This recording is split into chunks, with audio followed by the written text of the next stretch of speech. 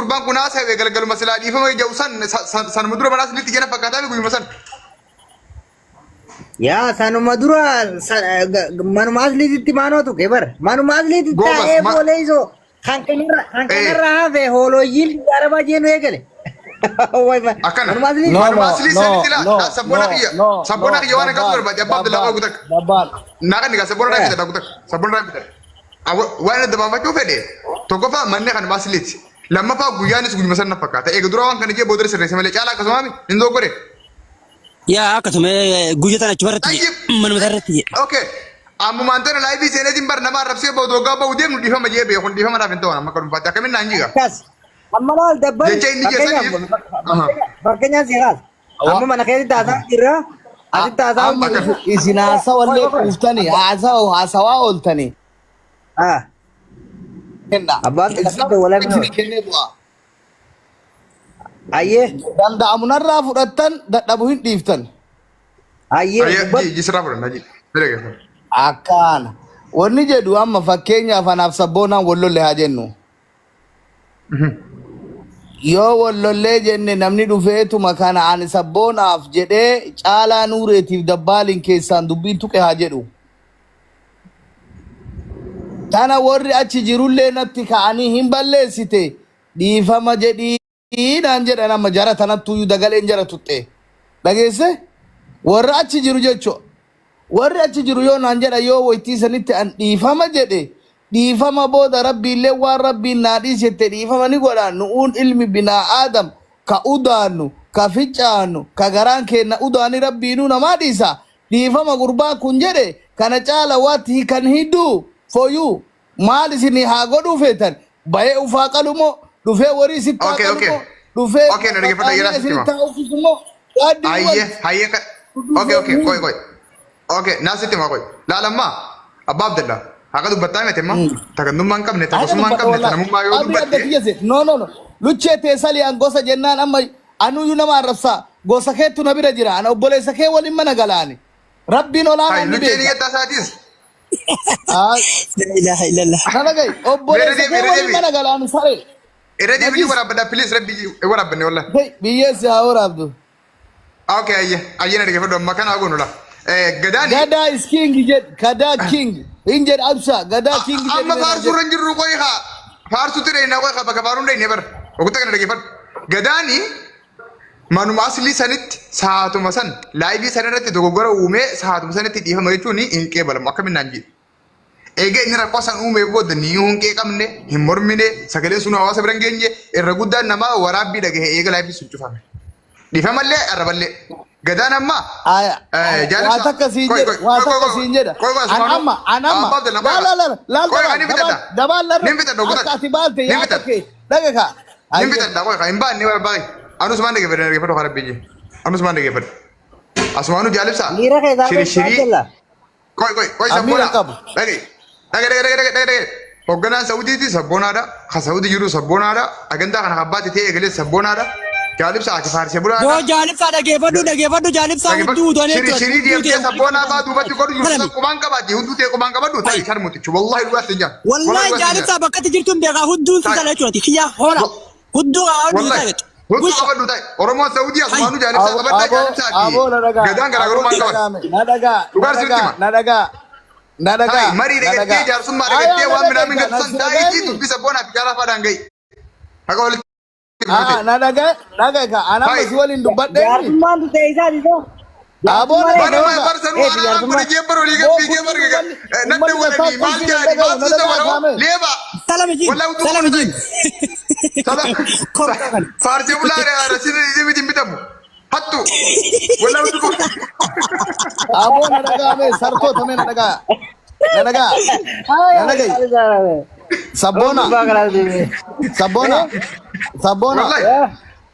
sabona wansi jedhu bona daga ikan na daga sabona wansi jedhu ani hada akka jaarsa nama manguddo obboleessa keessirra guddaa tokkotti natti amanta wonatti amantu yo ganduma ka bachubat ganduma keessali nu daga ikamal Aya, okay, ganduma selet jiru duraan rakko. Ayya. Waytiisan jechuun waytiisan ani yoo akka abbaan Abdallaa namni kun balleessuu isaa beekee adeeroo ni balleessite jedhee achi sa'aatii sanitti isa qabe yaa hin balleessite balleessaa tana anuu sitti arge dhiifama gaafadhu yoo jedhe hin balleesse dhiifama gaafachiise sa'aatii sanitti balleessaa isaa kaafachiise rabbiin waan daladan irratti yoo basan ta'uu baa kaasaa jedhe bulee olee hadda zinaa dalagee torbee takkaan booda buleeti astagfirullah jedha hin jedhu sa'aatii sanitti jedhu qaba Sabbona ajjeefa waan si gaafate. yaada miti gaafii rabbi yaadatti baay'isanii dhagaye abbaa Abdallaa gaafii gaafatte dhabirraa jee karaa yaadaa jan guddisine laal maaltu jira ni beektaa gurbaan miira keessa seenee mana asli dirratti nama kuma jaharratti yaada isaa kennatee eega yaada isaa xumure booda fiigee waan sammuu qabu san ilaalcha duraan nuu qabu san fuudhee nuundee keessaafuu addatti biyya suuxarabiyaa jee achi keessatti ammoo osoo inni dhiifama gaafachuun fedhini warrummaan nu beeku warra amala keenya beeku warri ka haadha faatee warri ka mubaarak dubbii san afaanii kutuudha afaanii dhorkanii ijoolleen tun hin dhiiftu jedhanii shururuu godhanii waan san afaanii qabanii dhiifama gaafadhu jedhaniin si galtee malee isarraa dhuftee ummanni kun ummata kiyya ittiin balleessee jee dhiifama hin gaafanne nutis san hin fudhannu si galtee gabbee dhiifama nu gaafata riilii viidiyoo banatee takka viidiyoo mana isaa banatee takka liivii banatee bakkuma fedheehu ummata kiyya ka biyya arabaa ka suuta arabiyaa kanuma biyya arabaa jiru hunda waan hin jeefte wongoraa dhiifama jechuu qabu hangi kun isatti ulfaate taanaan kana caalaatti deemnaa jechuudha. Ma isin amma waan isin gaafadhu yoo guddate ima arrabsitanii way akka malla zeenaawiin baane malaaxaa Ganduma na reebu sinja gartee sabbona jaarsummaan dhaqee osoo dubbitti kan nanne ka jabu. Sibichaa miti ijoollee jira. Nana Kunola. sagaraa nama laaxaa Maal jedhaa? tillaaqini. Maal fiddee maal malee gartee maan dooni tokko gartee waan tana politics yellam. Siyaasa qaba baabdala. Sagaraa natti laaqin adeero sagaraa keessa Atuma bakka sagaraa dhagee sumaa dhagee wanta. Abdallah ati gurbaa Abba Abdallah oi gaafin si gaafadha jecha gurbaan nuun jeesanii fi maallaqa asliin gabbahee kuma 500 naa galchite naan galchitu jeesan kamtu irra guddaa. jecha isinin jedhe jecha santu irra hama. Tayyi maaliif dhiifama gaafachuun ulfaataree nuti miidhamnee jirra bar akka biyya arabaatiin akkuma namummaa tokkottu nama tokkoof gabbee sa'aatii 24 keessatti maallaqa kuma 500 galchee hawaasa bal'aa biyya arabaa jiru kamii arrabsananni. Dhaga'i sabboona. Yoo asirratti amma fakkeenyaaf yoo lafatti wal dhageennee waan kana waan hin balleessee jedhe namichi kun sa'a sanitti hin balleesse jedhe sa'a sanitti balleessama isaa fudhate. So waan sanirraa goonu nu amma akka jaarrolee akka manguddoo Oromoo asirra jirtu kanatti an maal godhuu danda'a sa'a sanitti hin balleessite jenneen balleessaa isaa fudhate dhiifama kaafate. Atimma eegaa abatee baale dhuunfaan hooqaalee deebii deemnee raggataa achi booda dhabnee jechuudha. Atimma Abba Abdallah dhagi akkaan si jaaladhu ni beekta namayyuu kamirraa akkaan si jaaladhu ni beekta akkaatillee na kabaju anillee si kabaju ni beekta. Atimma eegaa ustaazni keenya reefu waan kana fudhate booda isa gaafattee irraa dhabde moo maaliif isaarraa mokkoruu maaliif si barbaachise amma? Akkam jechuun naaf hin galle mee naa oromeessime akka gaaritti. Ustaaz Abu Muhammad reefu mana caalaan uree nama kuma takkaa fi wayii irratti waan kana anaatutu dhiifama gaafachiisaa dhuga dogongoree jira wanni inni godhe san sirrii mitiin hundi aarree jirra. Gabbee dhiifama haa gaafatu narra dhiisaa jee kute ati achi booda waan san dhageessa moo hin dhageessu? Hin dhageenye wallaahi amma dalagaa irraa gale ani wallaahi hin dhageenye. Okay eegan dhageenye atilleen yoo isa dhugaan jaalatti laal maallaqa asli ka kuma 500 san hin caalu wanni nuun jeessan sanirra guddaa asliin nama tokko akka fedhanii wal loluu danda'an dhageeffadhu. Asliin nama tokkoof jecha maallaqa kuma 500 guyyaa tokko galchanii ammoo nama tokko jaalibsa ijoollee arsii faarsaa ijoolleen arsii komentii irra qabdee dhukka irraa qabdee suma arsii faarsu kana. Kanaaf nama tokkoo fi hawaasa biyya Arabaa mee Abbaa Abdallaa uummanni biyya Arabaa kun inni Arabaa jira. Waraa. Maal Abbaa Ramadan. Oh baba. Akamat. Nagaa Abdulaziz kiyya. Fayyaadhaati. Nagaa wallahi. Jiruun maal fakkaatti? Nagaa Abdulazizo. Hayyee haati Ramadaanoo akkamitti jirti nama fayyaa qaban? Namu nagaa qaban Abdulaziz. wal Akka beekan. rabbii jedha. Akka gaarii wal beeyna naaf inni obboleessaa namu waliin dhalateef naaf isaa tokko waliin nyaannee akka malee waliin turre akka malee wal beeyna naaf inni. Intin mee na dhagaye tanuma keessa abbaan kee rabbiin dhugaa si haa dubbisu. Abbaan Abdallaa nama gandaati moo nama gandaati miti nama gosummaa beekuu tana mee takkatti tana bichaan haa dubbadhu burqaa. Tana nuti si beekama tana nuti himamu. Qoy. Ani hangaan si Itti beekutti. guddadhellee waan an nama waliin guddadhellee haa himu yoo an sirra isinitti bakkijiba seetani. Hangaan si beekutti hangaan isa beekutti hanga inni fuudhee dhalutti hanga inni ilmaan dhalutti hanga dalagatutti hanga waliin jiraannutti takkaa arsii biratti dagarree gurbaan keenya akkuma argetti akkuma namatti akkuma saabni isaa tokkoffaa namni duraa dursi tokkoffaa dhaliisaa beeti kattiyaanu burqaa afran qallooti. Obbolummaan isaa akkasuma waliin jiraachuu keessattis obboleessima keenya jechuudha. Takkaan Zaana takkarraa amata agasii nyaanne saana takkarraa laafisoo. turre ani hangaan Ameerikaan dhufin itti jechuudha. So saniifuu ammoo amma ijoollee irra baboo jirta. Namni beektaa namni jedhe yennaa zabana kan nama shakka akka waan jiru dubbiin gantummaa keessa san qofa qabdaa waan fira keessanii san akkasumas isaanii achuma keessa si lakkaa'anii garuu immoo achi keessatti lakkaa'inaadha. Inni bakka san waan dhaabbatu natti hin fakkaatu summiin san keessan jirtu takkaatis gandummaa. Achuma jira furgaati dabalee rakkoon qabu keessan baanne nuyi. Aan beeku lakin wallahi dhugaa walii kannuun beektaa barbaachisaadha. Dhugaa walii kannuun Anu dasar darbu jirraa mi ati salafara nuti mu jirtaa mi nuti bakka inni oolu gasti inni seenu yaada inni kannatu mormii nu wajjin godhuu dhaabbanne dubbachaa irraa maal taate. Ayyee amata sadeen tokko ragaa ba'uuf hin danda'u. Amma sadii Sadii miti lakki asuma dhiyeenya kana ji'uma sadi ji'uma afur aganduma gandaa bakka tana lamaan irraa haatee dhufu jiru turetti abbaa Abdallaa eessaa idaan. zabana kana mormi namni bar zabana kana isin ayliin qabdani zabana kana namni dorgommii siyaasa jira wallaggaa tana fuutee sammii geessu jirti harargeen maatana sammii geessuudhaaf tattaafinna ajaa'iba jirti arsiin fuutee arsii malee malaayikaa wajjii uumamte jechuu jirti. Shawaan akkasitti nuti nu malee jiru jechirra dara jechuu jira namni dorgommiirra jira dorgommii ammoo namni godhuun mirga isaati ganda sa'aatis faarsuun ganda isaa bira dhaquun tattaafachuun atis tattaafachuu qabdi akkuma inni tattaafatu. So tattaafadhaa nama waa tattaafatu.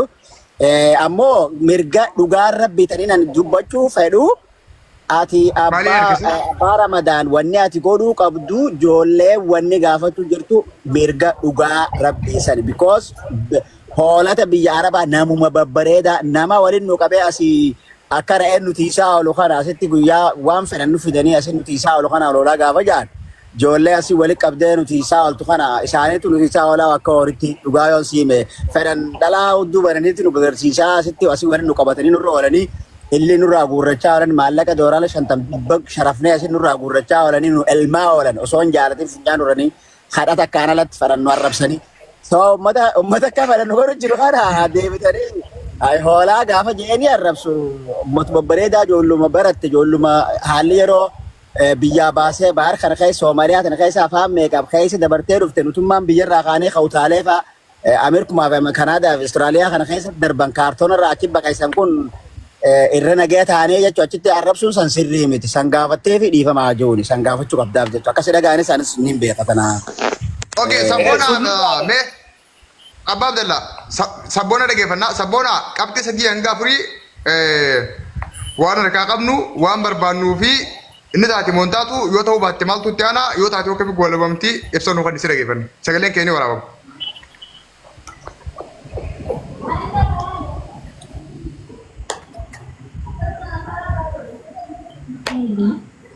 Sagaleen dia yoo jiraate hin jirti sagaleen. Yaa ni jire. Hawaasa kiyya dhaggeeffadha. Abbaa Abdallaa irraa burqaa irraa hundi warri geessi irraatis warri ajalaatis nuti obboleessi keenya kamma ajandaan nukkaase kun dhimma biraa irraa hin qabnuti. Egaa gara TikTok kana dhufe sappoortii isa godhuu malee waan isa miidhaa takkaa dubbannee hin beekne. Garuu Jaamatu, waalaikum salaam. Arabaa jee isaafuu ijoollee Suudii jeeti ijoollee Suudii tanuma makiinaa bittee makiinaa isaan artistii bituu dadhaban san makiinaa lama sadii biyya Arabaa tanatti bitte. Abbootii qabeenyaa meeqaatu jira biyya Suudii Arabiyaa tana keessa hoolooyii jee keessaafuu ijoollee Suudii jeeti nu tuqe isan tun ajandaa isaan maallaqa walii kannatanii hin seenne nuti ka dubbanne jalqabaas ka biraati. Eega maallaqa walii ergan waan biyya Arabaa mogga qabanii attaa godhanii fi hoolooyyii biyya Arabaa jedhanii nu arrabsan hin qaban. Silaa isaan jechuudha biyya Arabaa jiraachuu baatanii illee sirrii. Garuu biyyuma nuti jirru Suudii fi Dubaay jechuun kiiloomeetira hanga muraasa adda jiran. Biyya ollaa takkaa osoo jirru qabeenya amma harkate hayyee isaan hin gargaarre ka foloowaraan bitatu kana abbootii qabeenyaa kanuma biyyaa nama gargaaru garre. Kafeemasa asirraa sadaqaa guurratu hin gargaaran hin agarre. Kanama fayyaa qabu babbareeda akkana asirraan olee diimaa kana akkana hin agarre. Miskiina abbootiin qabeenyaa miskiina bira dhaabbachaa jiru. Gaafa uummanni wallaggaa akkasitti buqqa'u qabeenya isaan agarre. Gaafa uummanni shirkaa akkasitti buqqa'u qabeenya isaan agarre. Qabeenya nuti deengadaanumaa fi dabbal miskiinni biyya Arabaa jennu kun uummata keenya hawaasa cinassanii maallaqa akkasitti kafalle san inni kafalle abbaa qabeenyaa ilma Oromooti haqarraa qabna. Si galtee? Kana keessa osoo hin jirre foloo bitatee nummaan nutummaan miskiinni biyya Arabaa jiru kun isarra hadooddiidhaaf hawaasa keenya qarshii xiqqoo qabnurraa gargaaraa jira. Si galtee? Kuni Oromummaadha, namummaadha. Kana keessa dabree osoo nutuun tuqin osoo yaabbaa qabeenya keenyaa dheengadda folowara hangas bitte arra gaafa uummata keenyaa isa jirte jennee gaafii tokko isan gaafatin nu tuqe jechuudha. Fittin dhiifnu. Kanaaf yoo isaa ta'e wallaahi dhageeffadha. Isa ka afaan TikTok kana hin beekne dhiisi. Abbaan dala na dhageeffadhu waan kana viidiyoo tana waraabadhu. Sabboonaan booda maal jee guyyaa sanneet. Isa ka afaan TikTok kana hin beekne dhiisi. Feemasa asirraa qaba ganna dhiisaa jiru meeqa asirraa galchine wallaahi laazim warabbil kariim. Si galtee anummaan ati ilaaltee asirra galtu kun. Kanaaf yoo isaa ta'e gabbee uummata kiyya waliin dogongora. Aariin na godhe jee dhiifama haa gaafatu nuti dhiifama isarraa barbaadu. Maallaqa isarraa hin barbaadu. Si galtee dhiifama hawaasa kiyya kan biyya Arabaa jiru. Kana takkitti achitti namni maqaa isaa isa kaasullee hin jiru waliin beeynu isaan nu tuqe nama nu tuqe firraa dhoorginaa jechuudha. Garuu inni asli sodaateemi nama asliin sodaatu harka seene. Inni asliin sodaate sa'a 24 maallaqa galcheemi nuti nama asliin sodaatu. Akkasitti hin barreedni garuu aslii bira waan dhaquuf aslumaatu gootaaf ta'a miidiyaa kanarra. Isa kana dhiifama gaafachuu qaba yes qaanyii takka malee sodaa takka malee fixxamanee dhufee uummata isaa dhiifama gaafachuu qaba. Faateen mana madaamta biyya Arabaa hoolaan tun qarshii 70,000 gargaarte yoo gargaarte. Kanaaf nuti dhiifama qofa isarraa barbaanna waan takka isarraa barbaannu dabbal. Hawaasni guutuun ni beeka.